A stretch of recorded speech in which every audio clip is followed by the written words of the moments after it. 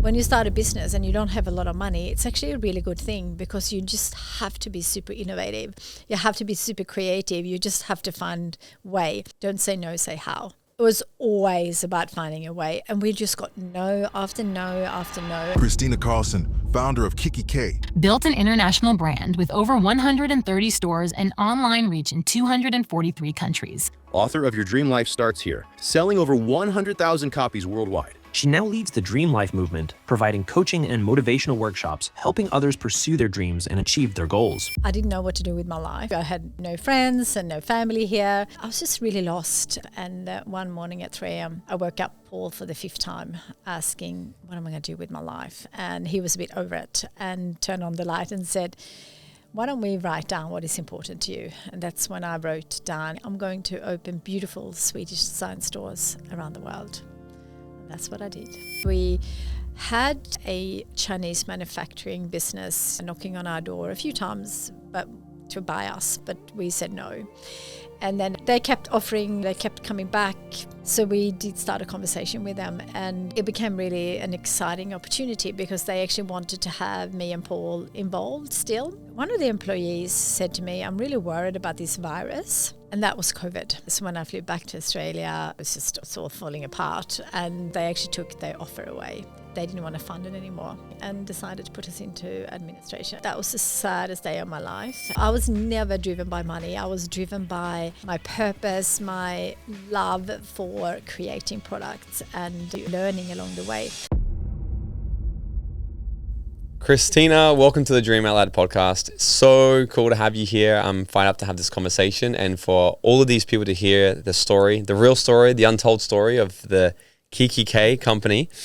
And so when I was putting my research together, obviously we've hung out a bit and I was still learning more things. So what I saw is that kikki.K actually started from a $3,000 business loan, a $3,000 loan. You built it into a $650 million company, one of Australia's top stationery companies. But I heard that it all started from sleepless nights and hard conversations with your husband, Paul. Mm-hmm. How did it all start? Well, it actually started with me being frustrated. I didn't know what to do with my life. So I met Paul in a ski resort in Austria and decided to come to Australia. And when I came here, I just didn't know what to do. I had, no friends and no family here. And I was just really lost. And for anyone listening, I'm sure everyone can relate to that at some stage of one's life. And that was for me in my early 20s. And I was whinging and complaining quite a lot. And I would ask anyone who would listen, what am I going to do with my life? And one morning at 3 a.m., I woke up Paul for the 5th time asking, what am I going to do with my life? And he was a bit over it and turned on the light and said, why don't we write down what is important to you? And that's when I wrote down a few things that was important. One of them was to drive to work every morning, especially on Monday morning. Loving it. I wanted to have my own business, but I didn't know what that meant or what that was going to be. I had no experience. I wanted to have a connection with my home country, being Sweden. I didn't want to just have to say, hey, I'm going to live here and then go whenever. I wanted to be able to live in both places. And then I wanted to work with a passion of mine, which is Swedish design. And then I wanted to make $500 a week. And that was based on making money to kind of rent a good apartment, eat some good food, drink some good wine, and to go to Sweden once or twice a year. So that was kind of my first dreams on paper. And because, to make a very long story short, I looked at that list and I thought I'm going to set up my own home office. This is when kind of starting working from home was starting to become a little bit popular. And I went out to buy some products, and in my opinion, it was really boring. It was a price-driven category, basically. The cheaper, the better, and badly designed, in my opinion. And I didn't get depressed. That's not the right word, but I was like, this is so boring. And then I got really excited, thinking, this is my calling. I'm going to open beautiful Swedish design stores around the world. And that's what I did. So what were the first moves? Because obviously going from rolling around in bed thinking, what do I love? And these ideas and the whole, because I can tell you're a big dreamer. which is why I love your brand. Because when we connected, it's like my whole brand's Dream Out Loud, and your whole's like create your dream life. I'm like, it's so on point. Yeah. You know, there's so many people out there that talk about wanting to create their dream life, and they have that big burning desire inside, and they have the ideas. They know exactly what they don't want. Like how you said, I don't want to go, you want to wake up on a Monday and go to a job I don't like. But then there's always such a big gap of the ideas and then the execution. So walk us through a little bit of like from going and actually seeing the problem, which I love that because it's the start of every entrepreneur's journey is to go, well, I found a problem. Yep. And I solved the solution. So how did you kind of begin that from, because you walk into any sort of Westfield shopping center now and there's a kikki.K in every single mall. And that's not just in Australia. It's like you've created a huge empire here. What's the gap there? Walk us through that. The first few stores or the first store? Or? Yeah, well, I think before I go into that, I do believe there are some foundations for all of us, for anyone listening, to first, I really do think you need to do something you're passionate about. So for me, that was stationery and Swedish design. As you know, when we start our own businesses, there are some good days and there are also some hard days. And the hard days are hard, but if you do something you're really passionate about, then you can pull through. So for us, that was to set a really clear vision and being excited about becoming a global business. That was always my dream. So being passionate, dreaming big, and then set a really, really clear vision on where you want to go. And I think that's more important even today because it's so easy to get sidetracked. There's always a new shiny object. But even before that, in terms of starting a business, is to really work out what your values are, because I think it's so much easier if you know what your dreams are, you know what your passions are, you know what your values are, and you know what gets you out of bed excited, because I think your values actually creates that foundation to know what's right and what's wrong in terms of where you want to go. And for me, that was Swedish design. I wanted to create products that was helpful for what I needed. And then I basically, this is a very long time ago, I'm going to assume that you have a very young audience here, but there was two phone books basically in paper. The white pages and the yellow pages. Yellow pages. I remember. Yeah. So I just went S for stationery in yellow pages, and I went everywhere. So I spent a lot of time learning, a lot of time by doing, taking action, because it's one thing to dream, as you know, it's another thing to actually make it happen. So I went and I researched and I went to every business, and they thought I was crazy because I was speaking about having a global business, but I actually didn't know how to put a notebook together. But I learned so much, and I learned so much from people before me. So I went to see so many speakers, and I went to see so many mentors to kind of really, because I didn't know anything about retail. I didn't know anything about business. I mean, I didn't really know anything. I did it by doing. And I think that's often, a lot of people spend a lot of time doing the business plans and research. And I did that too, but I learned at the same time by doing, without, betting the farm, obviously. So the $3,000 was used to create a small product range, and then I showed it to my friends, and everyone said, we're gonna spend $20 on this and that, and it kind of almost became too good to be true. Like everyone, there was not anyone saying anything negative. So I then asked my friends to put together a group of friends, almost like a home Tupperware party kind of thing. And I didn't call it. It was more like a research group for me, and that's what I had in mind. But basically what I did is I showed my products. I set it all up, and I color coordinated as I done in the stores over the years. And I showed the products, and I asked for feedback on the products, but I also sold the products, because it's one thing to say they're going to give me $20, but they really vote with giving me the money. And that gave me the confidence to continue and expand in terms of products. And I started to wholesale. This is when internet was just starting, which seems so crazy. But so I started an online store, and then I didn't have any money. So I and I couldn't get any loans. So I convinced Paul to sell his house to open the first store. And that's how we kind of got one store up and running, which meant that we then had something to showcase. And that meant that not every shopping center, but a lot of shopping centers around Australia came and knocked on our door. And that gave us the confidence then to kind of start building to eventually we got to about during the time that I was with kikki.K, because I'm no longer part of kikki.K, I got 220 stores in 5 countries.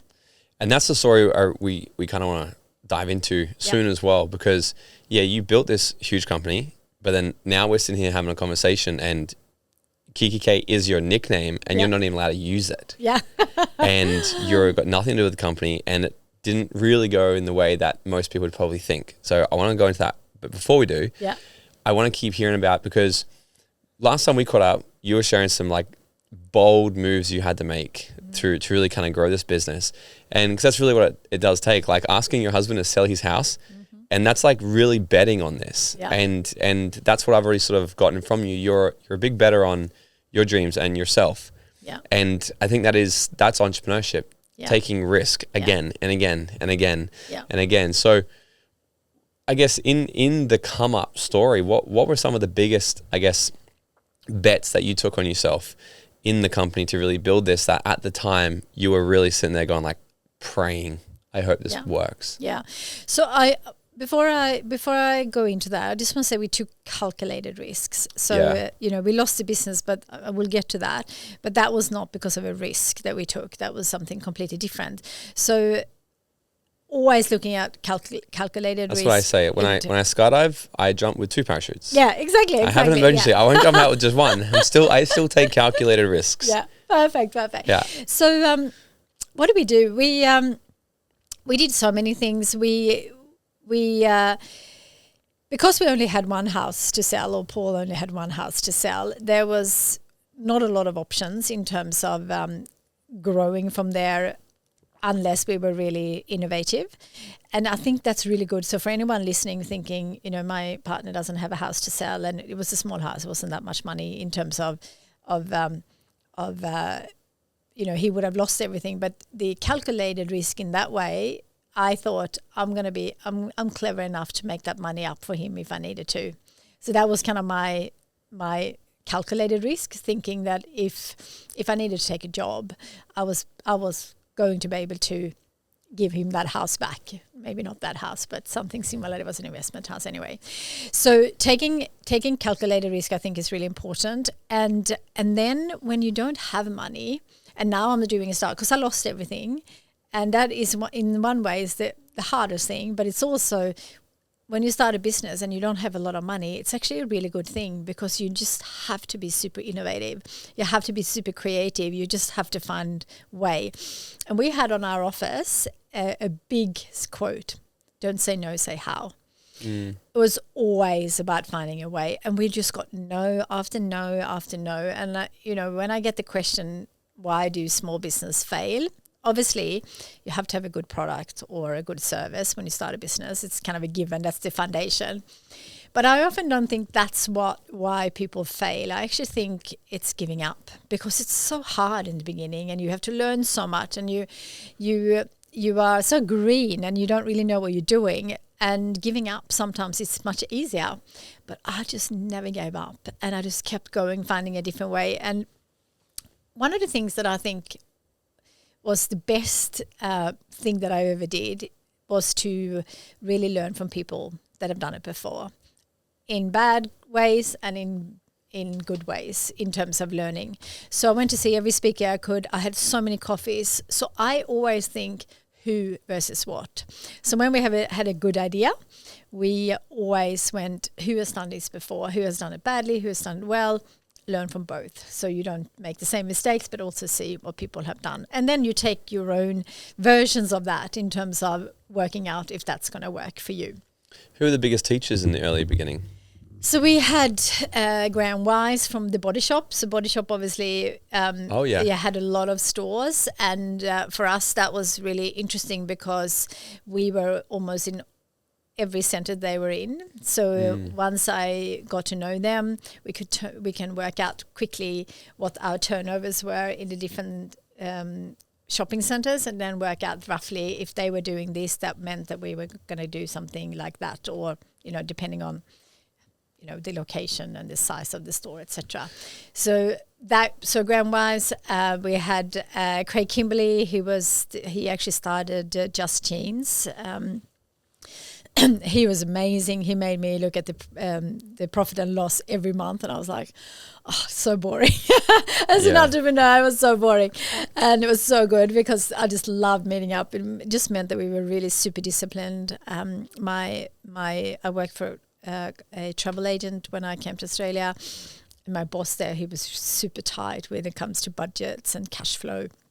So I went to him with my cash flow, and he'd be like cutting in my budget in half. And so really, but with anything, I would always ask. So for example, Gillian Franklin, she was an amazing businesswoman, had a big business. She spoke at one of the things, and I didn't know her, but there was 3 different speakers about how to fund your business, and hers resonated with me. So I just then, as soon as I got home, I emailed her and said, hey, can we meet? Like, I think the day after 8 a.m. I was there with a coffee in her office, and showed her my business plan. And so just always, and when we opened in Dubai, we never done a franchise agreement or a agreement outside of we never done it in the Middle East.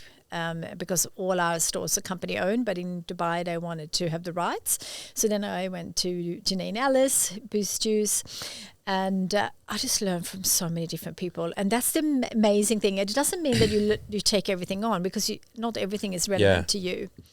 How did you go about meeting these people? Because I think everybody wants to find who's got the thing you want, go work with them, right? But it's kind of easier said than done. So what's your sort of approach with going out and networking with these people and getting coffee with these speakers the next day? Is this a pay to play? Are you paying them for their time?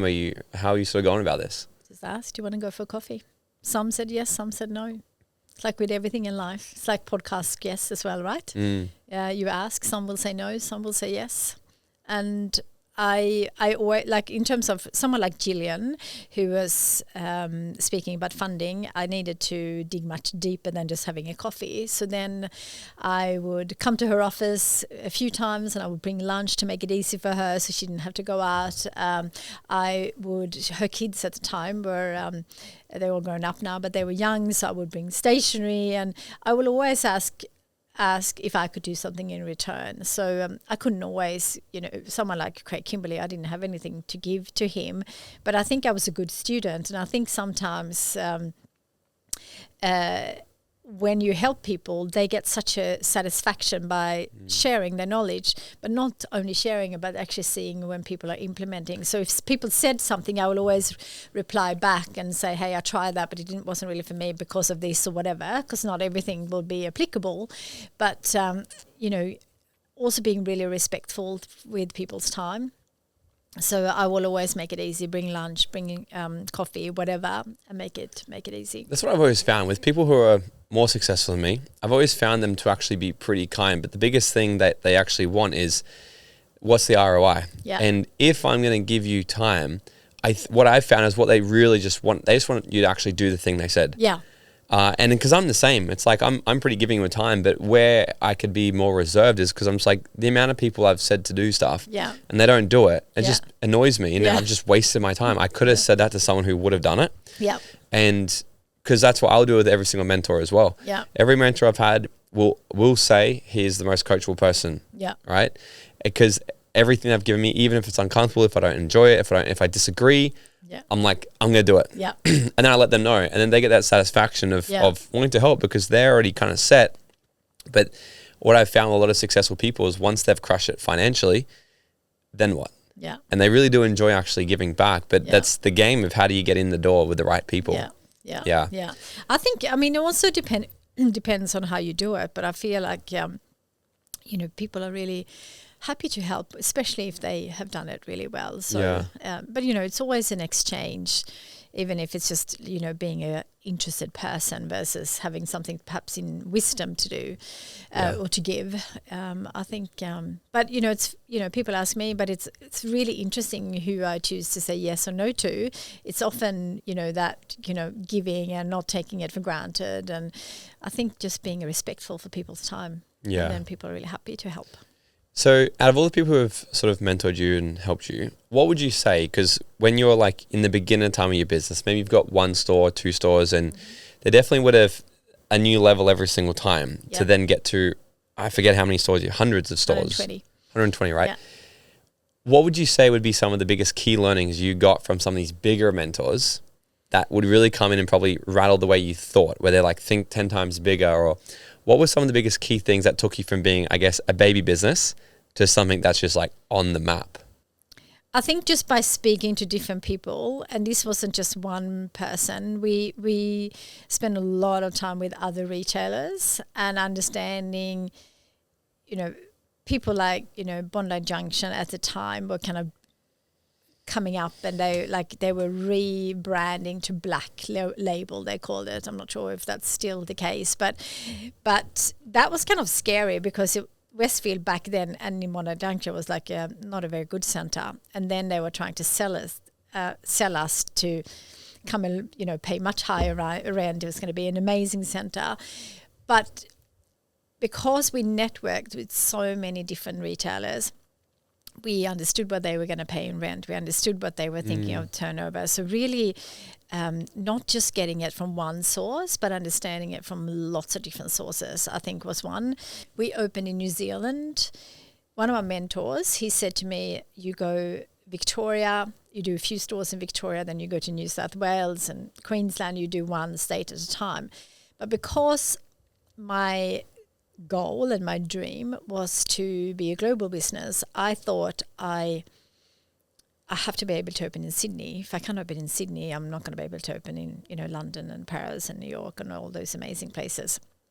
So I actually didn't take his advice, but I was very aware why his advice was very valid, and it was very valid. But because I had a much bigger dream than just having a few stores in Australia, I didn't go with that, but I took it all on board. But what I then learned during this time was that how are we going to be able to scale, and how are we going to be able to open in remote countries or countries that are not just down the road. And what we did was we systemized absolutely everything in the business, not just in the head office in terms of admin and all those kind of things, in stores as well. So the handwriting, people who started, my handwriting was always very, it was very much, we were known for our handwriting. And so we taught people how to write. We systemized everything. So if you were walking, I'm not sure how it is now, but when we were owners, you as a person right now will be able to walk into that shop, any of the kikki.K shops, and be able to open, because everything was systemized. Exactly what you need to say, exactly what you need to do, why you need to do things. So for anyone who's listening, in terms of scaling a business, I think the number one is to systemize it, because that means that you are able to replace first yourself. When you start a business, it's just you often when we start. And then as we were getting more employees, we realized that not everyone has the same you, not everyone does it the same way as you do, and not everyone has the same values. So systemize everything. That is what really, we opened 20 stores in 20 weeks 1 year. And the only reason why we could do that, it was not because we were better than anyone else in retail. We just got really good at systemize everything. So we could do it. And didn't you, so with the rapid growth, I can't remember, but I think this was the story. You even decided to sort of step out of it yourself. Like you put CEOs in place, didn't you? That didn't work out though. It didn't work out. No. It's because your husband stayed CEO, didn't he? So he's actually not my husband. He's my partner. We're not married, but just in case I've got some phone calls later on saying, no, when do you get married? So I just want to say that. He was our CEO to 2016. And then we tried 2 different CEOs and it didn't work out. How come? Different culture, different way of looking at things. So my learning there, if we had our time again, is not, because often when you take in what you call a professional CEO, someone who always worked for someone else, it's a very different mentality to a founder. And because they often have their own, it's also a CEO is often, in my experience, not saying this is for everyone, are very ego driven. So I think founders and professional CEOs just see the world very differently. And if we had our time again, I'm going to speak for me, but I think Paul would agree, is that I would actually, we would train a COO that will run the operation based on our values, based on our culture, and someone who actually enjoyed working with us, alongside with us, and then make them step up. That's what I would do again if I 2 times. And we did a lot of research from a lot of companies and a lot of friends who took in CEOs. Most of them failed, but we tried not to do that. We took all the advice and we took all the learnings, still failed. So on that, so people listening to this right now or watching this, they're hearing this amazing journey and they're thinking, well, what could go wrong? 20 stores in 20 weeks. You guys are rocking it, you're crushing it. And if you were to still walk into a store now, you wouldn't know any difference. So so we can get into the story of the untold story. Yeah. Where did you know that you started to lose the grip or the company started to touch, or where did you know that, oh shit, might be going backwards? No, but we, as a business, we were in business for, when I was part of it, over 20 years. We had lots of ups and downs during those years, like most business do. Retail, you can be great one year, you can have a really good, we were running it as a fashion business, so you can have one really good season and one really bad. So that was kind of just part of having a business. And what really went wrong was more about what happened during this time. So there was a few things that were happening. I call it the perfect storm. We had a lot of challenges. Like retail, first of all, it's really hard. You can make 1 or 2 mistakes with rent or location, and you can really stuff up your business. So we had a lot of challenges. We had bushfires in Australia that didn't help. We had Brexit in the UK, certainly didn't help. We had all the issues in Hong Kong. We, and also we were a paper business, and technology were coming. So there was a lot of things. And also we started when internet was up and coming, and we were always online from day one. But it was, I felt like we were, we were more of a traditional business versus our business today is very, very, very, very different. And we were a traditional retail business. So there was a lot of challenges as it was, plus our CEO didn't work out. And we took on a new private equity firm. We had a lot of people, private equity and private investors and different investors over the years, worked out really well.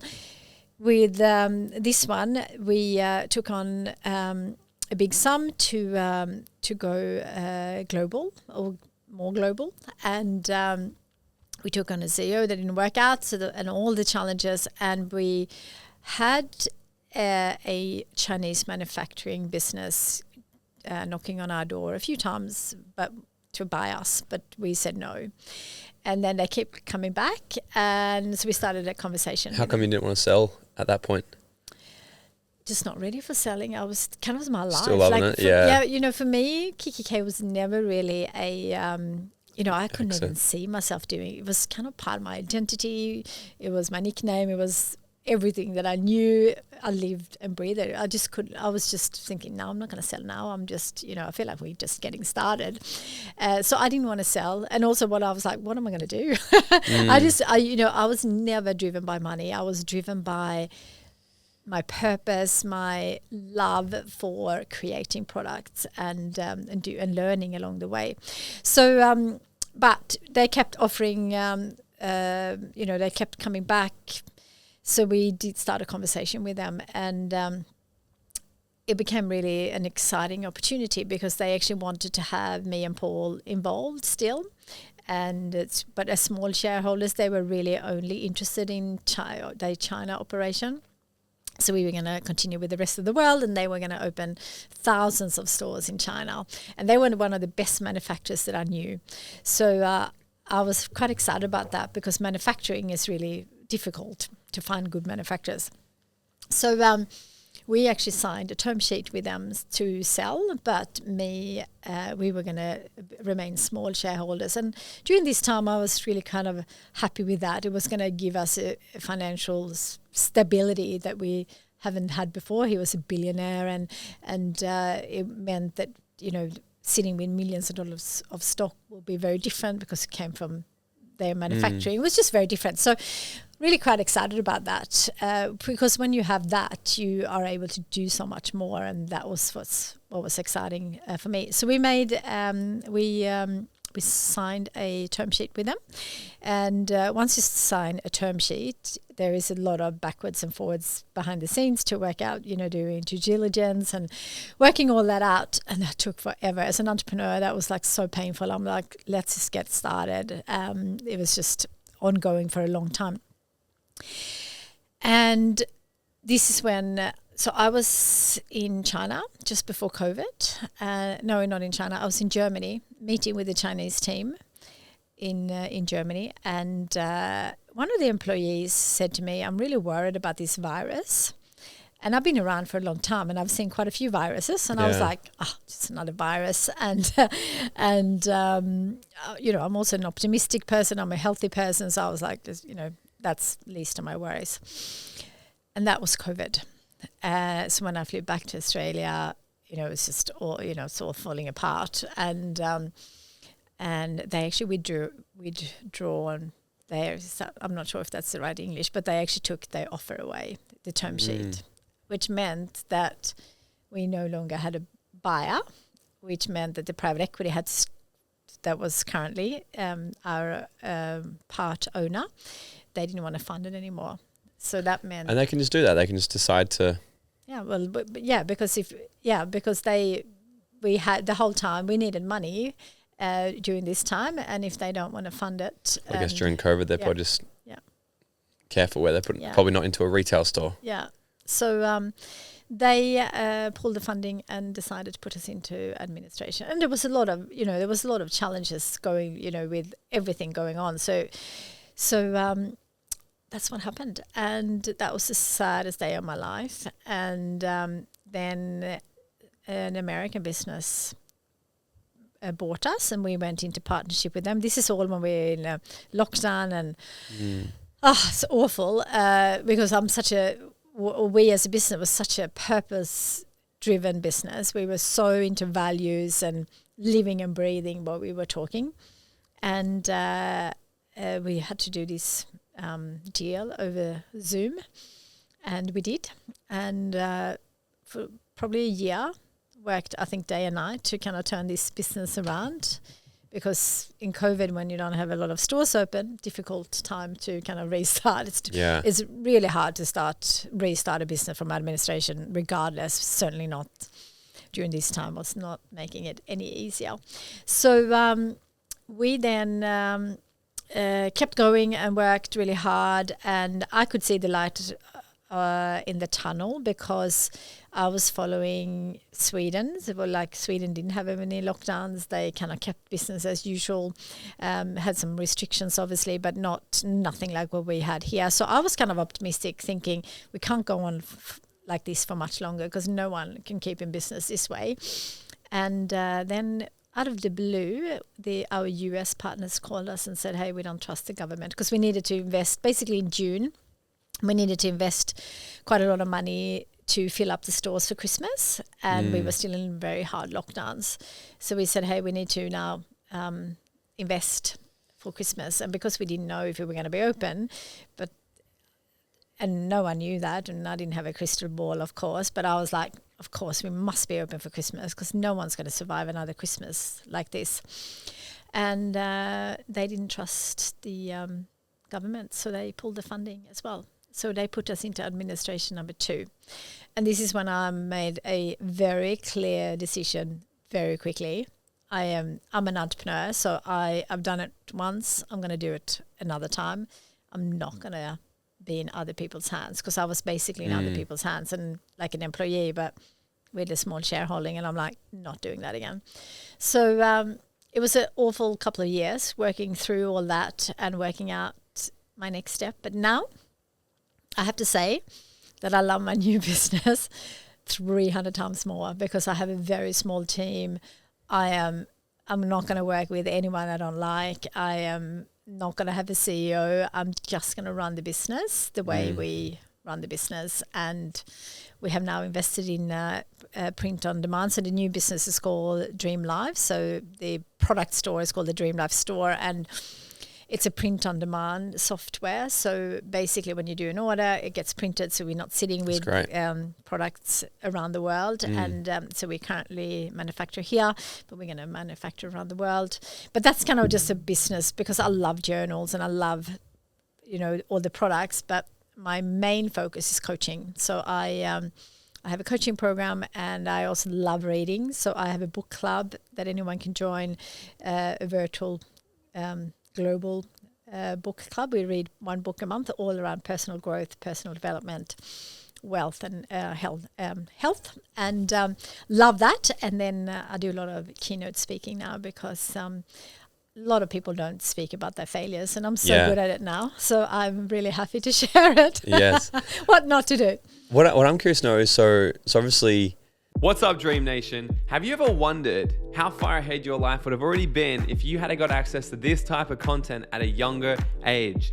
Look, this is why I need your help. I'm trying to build the #1 personal development platform out there to teach you guys the tips, tricks, and attitude of what it takes to live your dream life, and to bring the type of education that we all wish we had in school. This show only grows by word of mouth and new subscribers, so it would mean the world to me if you could smash that subscribe button right now, leave us a 5-star written review, or drop a comment below and share this episode with a friend. I would be forever grateful. All right, now let's get back into this episode.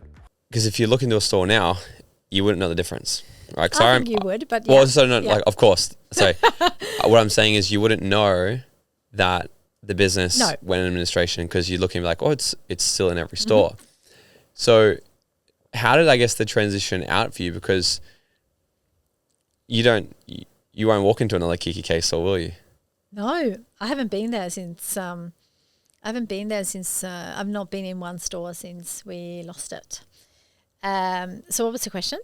So the transition out, I'm assuming, wasn't very great. It wasn't fun. So so the first transition in terms of administration, because we had a really good board that worked really well together, our shareholders, we were really respectful to each other when this was all going on. Our chairman was amazing. It was awful, but it was done in a very professional way and in the best possible way it could have been done, in my opinion. The second one, the absolute opposite. It was done it was basically from one call to the next, and it was done. And because they didn't really know us and we didn't do it together, they put the whole team against us or me, and I wouldn't be allowed to speak to the team. They cut my emails. So these administrators, I hope I never see them ever in real life. They were the most awful people. I didn't actually know, because we were such a... So these are the people who came and bought it out? Is that who you're referring to? No, these are the people who... So when you go into administration, you have an administrator coming in and taking over the business, and their job is to sell the business, to make sure that the shareholders are losing as little as possible money. And the shareholder, in this case, it was only the US shareholder, but for them to get as much money back as possible, based on stock, etc., and also share suppliers, etc., might have lost some money as well, or definitely lost some money as well. So the administrator that comes in are all they care about is money. They don't care about people. They don't get because this basically they're just in the transition to sell the business, and they are, because this is what they do day in, day out. It must be the most awful job that you can have. Yeah. But they were just so awful. I'd never met people like that ever. How come it was so different from the first one? Because I think it was a board decision. It was a board, like everything. We were all involved in it. These people just said, "Hey, these are coming and kick Kristina and Paul out basically as quick as possible." And I think they wanted to keep me for a while. They kicked out Paul first because it's my nickname, and maybe there was a buyer who wanted me part of it. But I made a very clear decision quickly that I was never going to be in someone else's hand. And the people who own it now is probably not people that I would definitely don't want to be in business with. So, really? Yeah. So, yeah, I'm very happy to be in a new business. How does it make you feel when you walk into a store and you walk past a kikki.K store? Proud. Proud? Yeah. I created something that was very unique and very different and took a lot of risks. And, every time if I meet someone on an airplane or if I'm at a party and someone knows that I started kikki.K, that everyone always say, "I love kikki.K. I used to love kikki.K." That was, except sometimes the husbands didn't, because they often said that their wives or their kids spent too much money. But I could live with that. But it was, I'm really proud of, I think a really good lesson here for anyone who's watching or are listening is that when you lose a business or a job, you can never, like they can take your business away from you. They can take your job. They cannot take your attitude. They can't take your experience, all the things you learn, your wisdom.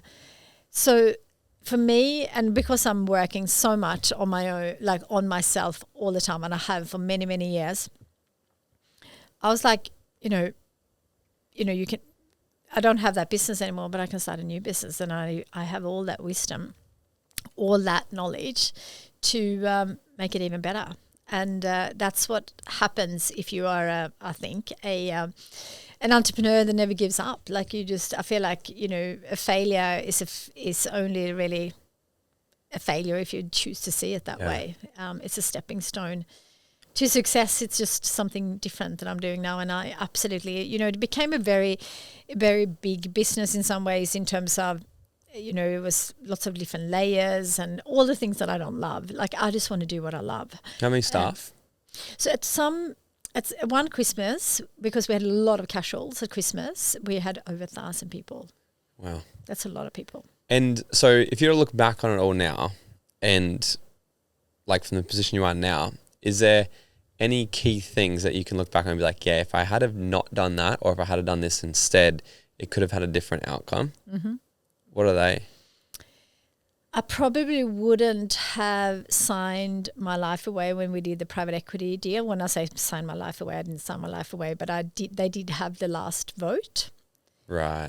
So I probably wouldn't have done that. But I was super aware. I was super aware of the decision at the time. But I never thought we will end up in an administration, because we had been close so many times to lose our business because of all sorts of different things, but we always find a way, and that's what you do as an entrepreneur. COVID was very different. We never seen that before. Yeah. It was just like, shutting down 80 stores overnight. That's just. And because were you online much? Yeah. Or Yeah. We sold to 160 countries, but okay. So yeah, we were. But it's the retail store was our. We I don't know what we did, maybe 15 million online, versus in stores we did much more. So so it just we still had to pay rent. I mean, we got a bit of reduced rent. So that is one thing I wouldn't be, if I did that deal again, I would not sign that. I would have negotiated better.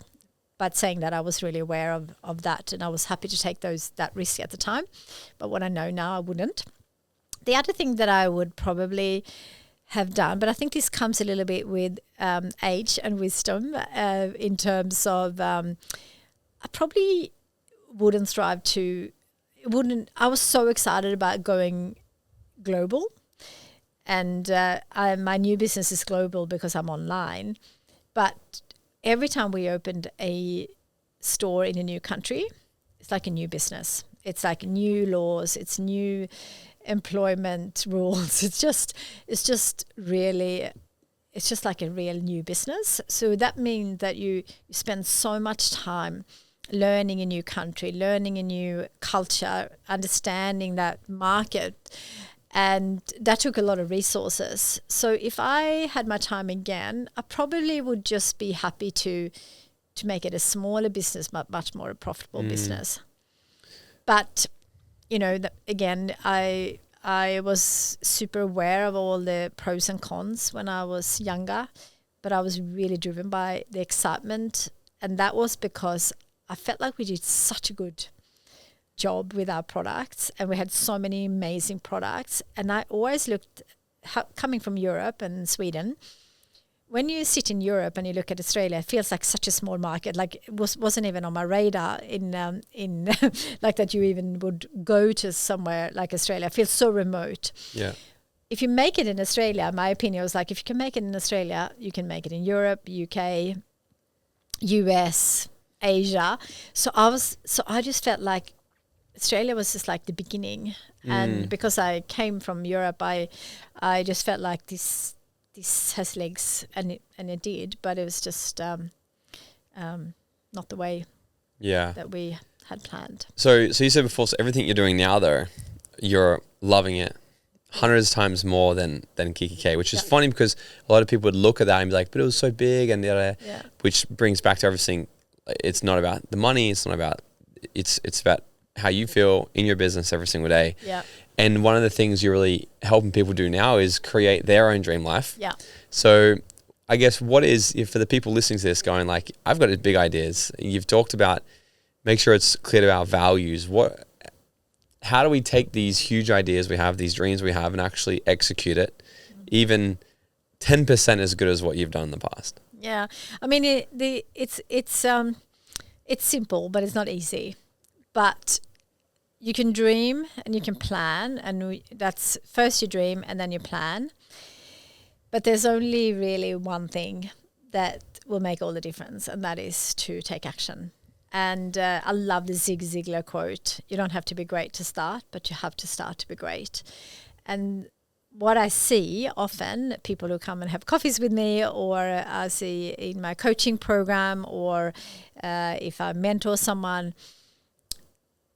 the hardest part is the starting part, because you don't really know where to start, and most people, not everyone, but a lot of people feel, and I think a lot of people can relate to this, they feel that they need to have that perfect plan. They need to know exactly, but it's just no way. When I wrote down my first 5 dreams on paper at 3 a.m., I could never have dreamt big enough. I could never, ever have imagined what I was going to do with that business. So the most important thing is to have that kind of big dreams and big vision and clear where you're going to drag you forward. And that could be global if you want to, or big, but you start really small, and you just start with one action and then the next and the next. And the more you learn, and I think I never had a burnout. I get that question so often. How could I do what I do? Because people are watching me from the side, traveling lots, raising kids, opening stores everywhere. Mm-hmm. And of course, I had an amazing team. We had an amazing team. We had great resources, all those kind of things. But what I really think made the big difference is I always focused on my health. I always focus on my self-care, my personal growth. I am so resilient, and I think that's what really got me through also a very challenging time, because a lot of my friends who have lost businesses over the years, they go depressed, they disappear for a few years. I was like, my life is worth so much more than this. I'm going to live. I'm going to continue. I'm going to start again. I'm going to be, show what's possible for myself, and then obviously, hopefully, supporting some other people. My dream is to inspire 101 million people to write down 3 dreams and chase them, because so many people just live a life that is kind of either generated by themselves, or they're influenced by their parents or their teachers, or even social media today. Yeah. And I think that's such a shame, because I think we can create our dream life, whatever that is, if that's business, if that's working for someone else, or traveling the world. I think the most important thing is to do something we love and something we are excited about. When we get to the end of our life, looking back, thinking we made the most of this one precious life. Yeah, it's very fascinating, because ever since I was very young, even in school, I never understood. I was like, I never had an ambition to sort of go to university or anything like that. And that wasn't because I didn't believe in it or anything. It's just because I was like, there's nothing from university it's going to light me up. There's not one career that's going to light me up. I don't want to have a job and for me, all I ever wanted was to make money and travel and enjoy each day. Yeah. And people used to look at me like, oh, come on, like, just get real. Yeah. Get a job, or, and I could just never understand. I started my first business when I was 18. They all sucked. They failed hard. But I started a business properly at 21. Yeah. I was financially free by 23, and I've literally done just that. Yeah. Since. Yeah. Traveled the world, enjoyed my life, and now I'm creating big things everywhere. Yeah. And so if I asked you, could you work for someone else? I wouldn't even know. I wouldn't even know how to do that. I would be like, I would change their business straight away, because even when I'm, speaking to Ubers, I'm like, have you thought of this? Have you thought of that? Yeah, because you always just see ideas everywhere, absolutely, right? Yeah. But that's the thing. Like I've never been able to really understand how people can sort of just be complacent with settling. Mm-hmm. Because that also really motivates me. It motivates me going, when I die, I really want to get to the finish line, like running and go, oh, all right. Like, how'd we do? Yeah. Like, it's like, that's how I look at it, going like, what was the score? Yeah. All right. And I was like, yes, like that's how I pursue every single day. Yeah. And a lot of people just don't really kind of have that attitude. And do you think it's something that people like you and I are just born with, or do you think people can sort of curate that? Absolutely. No, you're not born with that. Like, we're all born with and influenced by, our parents and however we were educated. But I have 2 kids. They're 13 and 16. My 16-year-old, he's exactly like that. He's like, why would I go to university? He started his business when he was 8, his first one, and he's now 16, and he has like a golf brand, and he sells golf shirts and streetwear, and he was doing an entrepreneurship kind of course in year 9, and he's like, do you know my teachers never run a business? And like, it's just like, no. So absolutely no. You can learn anything. You as also you and me could, if we really wanted to have a job, we could learn that. But I'm not interested in that. So I think everyone can be entrepreneurs, but being an entrepreneur, as you know, requires a lot of work and a lot of focus, a lot of dedication. But when you're passionate about something and you're interested in learning, and you dust yourself up when you fall, then it's a really exciting journey. I just couldn't even imagine. What do you think is, if you could choose one of like the key attributes, key characteristics of a successful entrepreneur, what do you think it is? Well, there's a few things. One is definitely you need to be able to work hard. And when I say work hard, like not giving up. I come back to the giving up. There's a few things, obviously, willing to learn from others, constantly be, open-minded, and, when you get knocked, stand up again. But there is something about not giving up, because I think when it gets hard,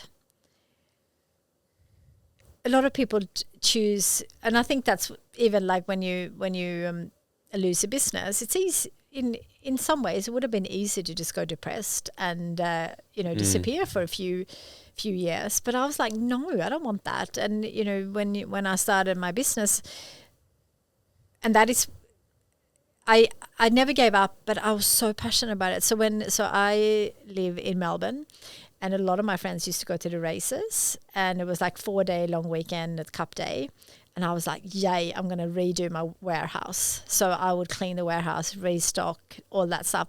And people was like, it's a long weekend. And I'm like, yes, I love a long weekend, but not, and I went to races sometimes, and I definitely had my party days. So I'm not saying completely go one side. You need to have a balanced life.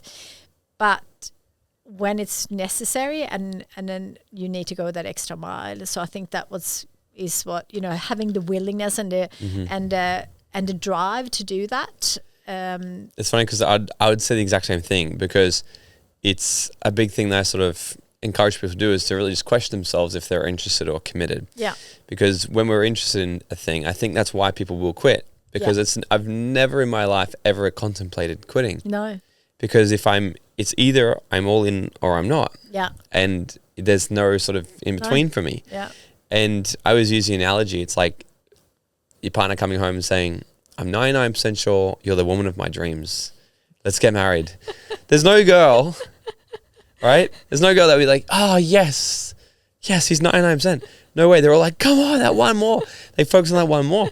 And it's the exact same in business and success. It's like if energetically, if we're 99% in, which means we're saving that 1% for just in case it doesn't work out, then we can go, oh, okay, well, I'll quit. And we justify, it wasn't the timing, it was me, or da-da-da-da.